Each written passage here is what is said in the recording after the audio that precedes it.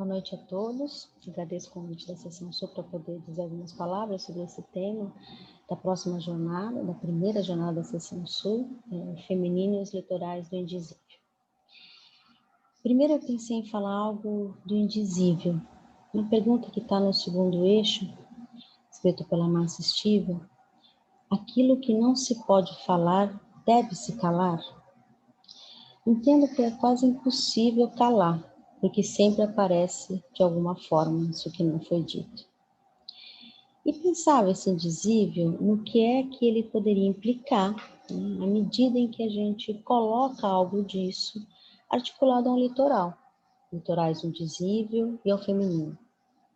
Litoral entre o feminino e o indizível, justamente porque o indizível não é equivalente ao feminino, né? Mas de alguma forma aponta para aquilo que Bassols, inclusive, coloca em seu texto, de que o feminino pode encarnar uma alteridade radical. Bom, e aí, nesse ponto, é que me ocorreram algumas coisas, pensando um pouco na questão da escrita, da arte e dos poetas que nos antecedem. Me ocorreram algumas passagens, uma delas relacionada ao corpo de mulher, a outra relacionada à própria escrita, mas ambas com uma relação com a morte e com a loucura. Trago isso dos textos de Marguerite Duras, que são textos que me apaixonam, né? Mas que, de certa forma, eu esqueço. Queria aproveitar um pouco para retomar algo dessa ideia de memória, que foi discutida na atividade da quarta-feira passada com a Verônica, onde se falou que o escritor é um guardião da memória.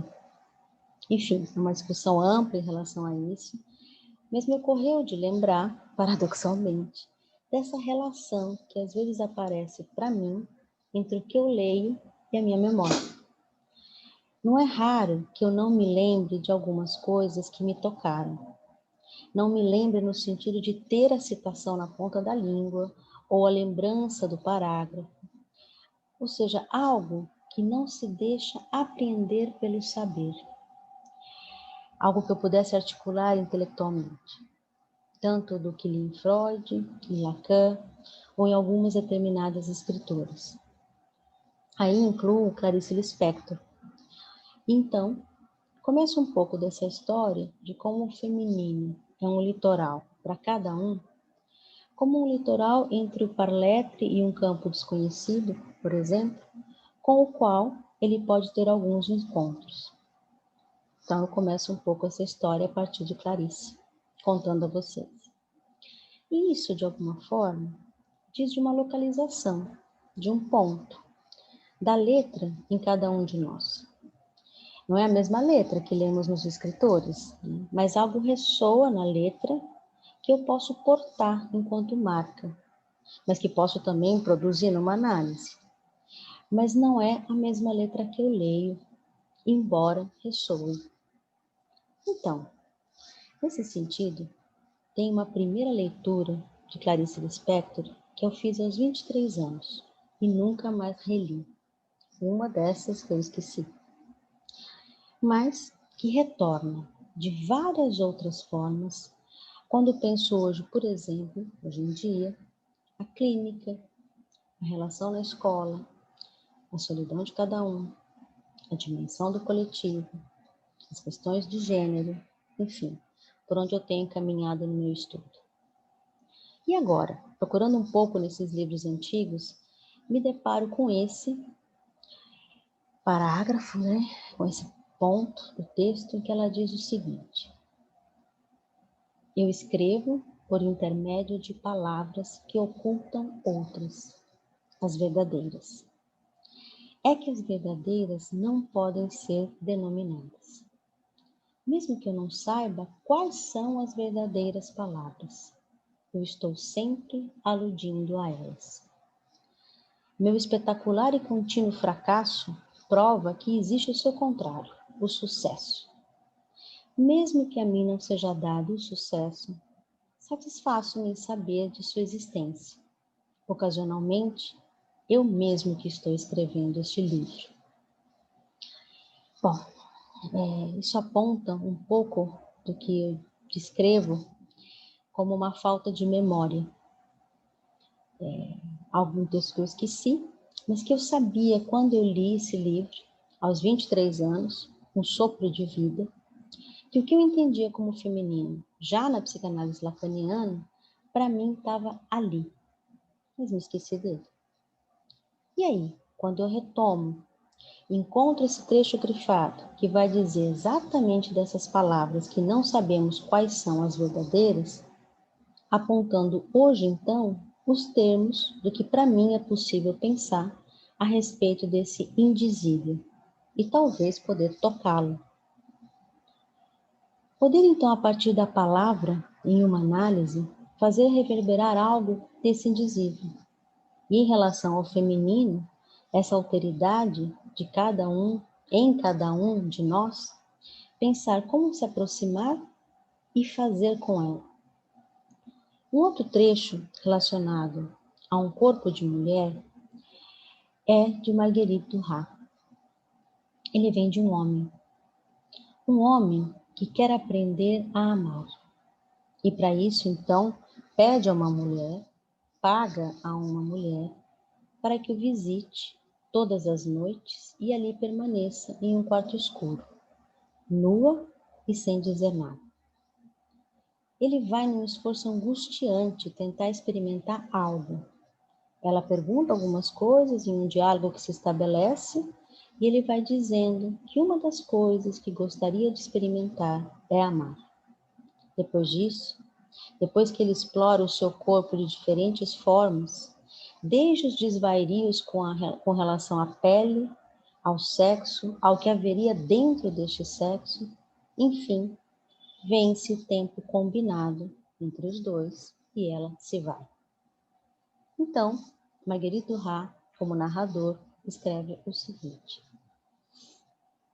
no dia seguinte, de repente, você notaria talvez a ausência dela no quarto. No dia seguinte, talvez sentisse você um desejo de revelar ali, na estranhice da sua solidão, no estado dela de desconhecida sua. Talvez você a procurasse fora do seu quarto, nas praias, nas varandas, nas ruas, mas você não poderia encontrá-la, porque na luz do dia você não reconhece ninguém.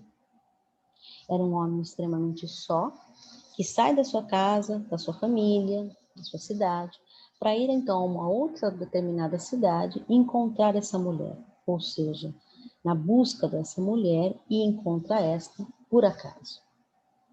Marguerite continua: você não a reconheceria.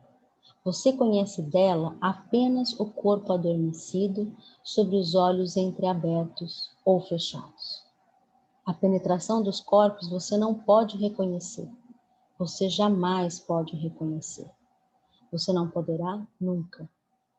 Quando você chorou, era por você apenas, e não pela admirável impossibilidade de alcançá-la através da diferença que os separa.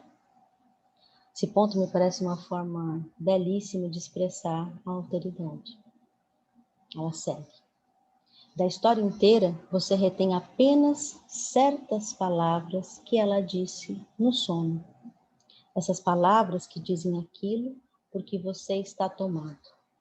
Doença da morte. É algo que ela diz, né, que a mulher diz a ele, pela extrema tristeza que ele apresenta, e principalmente por essa última e desesperada tentativa dele de aprender algo do amor.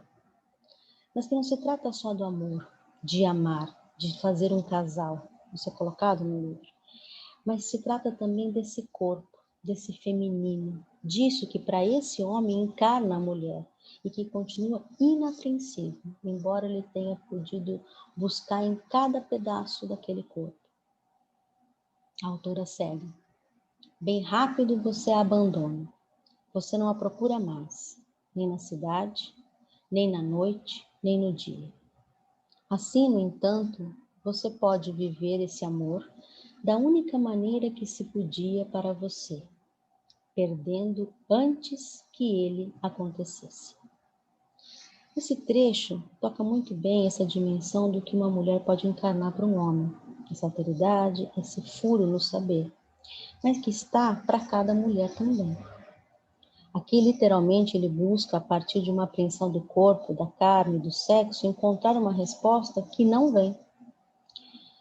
Temos um outro texto de Marguerite, onde ela vai nos contar de uma família de imigrantes, de uma relação e de um certo abandono, um importante abandono, dos pais em relação aos seus filhos, os quais, inclusive, não têm nome, são chamados no livro de Brothers e Sisters, e são cuidados pelos irmãos mais velhos, Ernesto e Jean. Ernesto, então, em uma época, como Marguerite coloca no livro, entre 12 e 20 anos, ou seja, ele não sabia a própria idade, Ernesto, então, passa por um determinado acontecimento. Ele não sabe a sua idade porque não sabe ler, porque não sabe nada, muito mais da sua própria existência. Em um determinado momento, eles não frequentam a escola. Os irmãos pequenos, os brothers e sisters, trazem para Ernesto um livro queimado. Nesse livro, a queimadura faz um furo perfeitamente redondo. E Ernesto, então, se isola com esse livro queimado e vai para uma árvore que havia na cidade. Esta árvore também marcada por uma solidão. Ele desaparecia por horas e horas e horas, deixava de cuidar dos irmãos, que ficavam então por conta de Jeanne. A relação dos irmãos entre Ernesto e Jeanne se complica muito mais adiante, mas esse ponto não pretendo abordar. Mas pretendo sim abordar como Ernesto vai lidar e perguntar, como Ernesto vai lidar com a materialidade das palavras para aprender a ler em um livro esburacado, onde faltava texto. Então, ele diz o seguinte, na verdade, Marguerite diz a respeito dessa situação. O livro diz o seguinte, para ela, Jeanne, desde que Ernesto lhe falara daquela maneira, o livro queimado e a árvore tinham se tornado coisas de Ernesto, que Ernesto encontrara, que havia tocado com suas mãos, com seus olhos, seu pensamento, e haviam sido oferecidas a ela por Ernesto, que se vislumbra algo dessa relação entre os dois irmãos mais velhos. Ernesto supostamente ainda não sabia ler naquele momento de sua vida, e, no entanto, dizia que havia lido alguma coisa do livro queimado. Assim, dizia ele, sem pensar e mesmo sem saber que o estava fazendo, e que depois não se fez mais perguntas, nem se estava enganado, nem se lia realmente ou não, nem mesmo o que podia ser isso, ler, dessa ou de outra maneira. No início, ele dizia que tinha tentado do seguinte modo, e nos explica. Havia dado a tal desenho uma palavra arbitrariamente, um primeiro sentido. Depois, ao segundo desenho que se seguira, ele havia dado um outro sentido, mas em função do primeiro sentido sobreposto à primeira palavra. E assim, até que a frase inteira dissesse alguma coisa sensata. Assim compreendera que a leitura é uma espécie de contínuo desenrolar dentro do seu próprio corpo de uma história inventada por ele. Fora assim que julgara compreender que aquele livro era sobre um rei que havia reinado em um país longe da França, também ele estrangeiro, há muito tempo. Ele julgara ter lido não histórias de reis, mas a de um determinado rei, de um determinado país, em uma determinada época. Apenas um pouco da história, por causa da destruição do livro. Só aquilo que se relacionava com certos episódios da vida e das ocupações desse rei. Ele dissera isso a seus brothers e sisters. Mas estes, com ciúmes do livro, tinham dito a Ernesto, como você poderia ter lido o livro, seu cretino, já que não sabe, que nunca soube ler? Ernesto dizia que era verdade, que não sabia como havia podido ler sem saber ler. Ele mesmo estava um pouco perturbado. Ele também dissera isso aos brothers e sisters. E aí Marguerite encerra. Trago esses elementos para de alguma forma nos fazer pensar. Com que matéria a gente lida na psicanálise quando diz dos litorais do indizível, quando diz da letra como suporte a um litoral, quando a partir de Lacan diz que o litoral marca duas heterogeneidades, e ao mesmo tempo quando entendemos também que é disso que se trata em uma análise. E, de certa maneira, é disso que se trata em uma vida, mesmo quando a pessoa faz isso fora de uma análise. Ou seja, quando ela se defronta com um furo que não permite ler uma história inteira, mas que é preciso que se invente uma a partir de letras, de marcas e de histórias colocadas.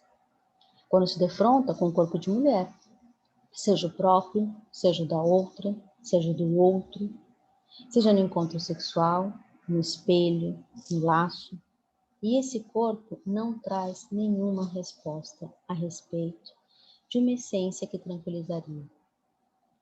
Da mesma forma, pensar no que Márcia coloca em relação ao eixo, de que são possíveis invenções, também poderíamos pensar.